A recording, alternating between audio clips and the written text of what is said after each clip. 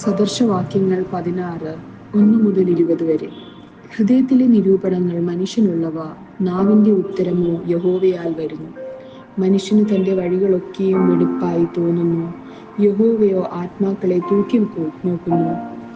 നിന്റെ പ്രവർത്തികളെയും യഹോവയ്ക്ക് സമർപ്പിക്കുക, എന്നാൽ നിന്റെ ഉപദേശങ്ങൾ സാധിക്കും.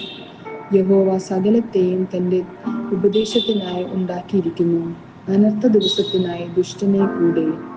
ഗർവമുള്ള ഏവനും യഹോവയ്ക്ക് വെറുപ്പ്, അവന് ശിക്ഷ വരാതിരിക്കയില്ല എന്നതിന് ഞാൻ കൈയടിക്കുന്നു. ദയയും വിശ്വസ്തയും കൊണ്ട് അകൃത്യം പരിഹരിക്കപ്പെടുന്നു.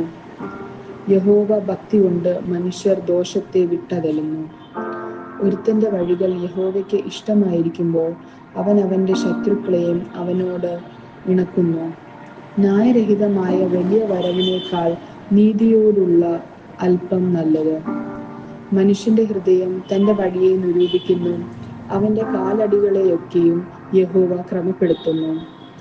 രാജാവിന്റെ അധരങ്ങൾ അരുളപ്പാടുണ്ട്, ന്യായവിധിയിൽ അവന്റെ വാ പിഴയ്ക്കുന്നതുമില്ല. ഒത്ത വെള്ളിയേക്കാളും ത്രാസും യഹോവയ്ക്കുള്ളവ, സഞ്ചിയിലെ പടി ഒക്കെയും അവന്റെ പ്രവൃത്തിയാകുന്നു.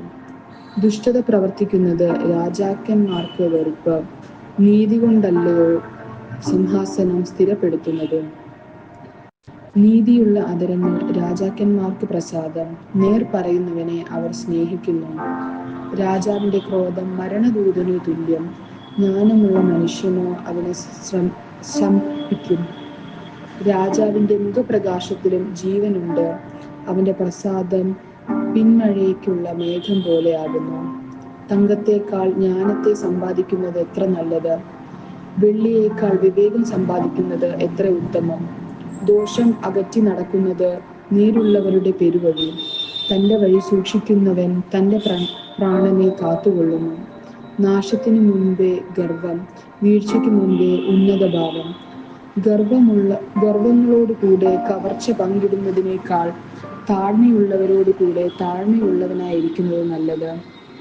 തിരുവചനം പ്രമാണിക്കുന്നവൻ നന്മ കണ്ടെത്തും, യഹോവയിൽ ആശ്രയിക്കുന്നവൻ ഭാഗ്യവാൻ.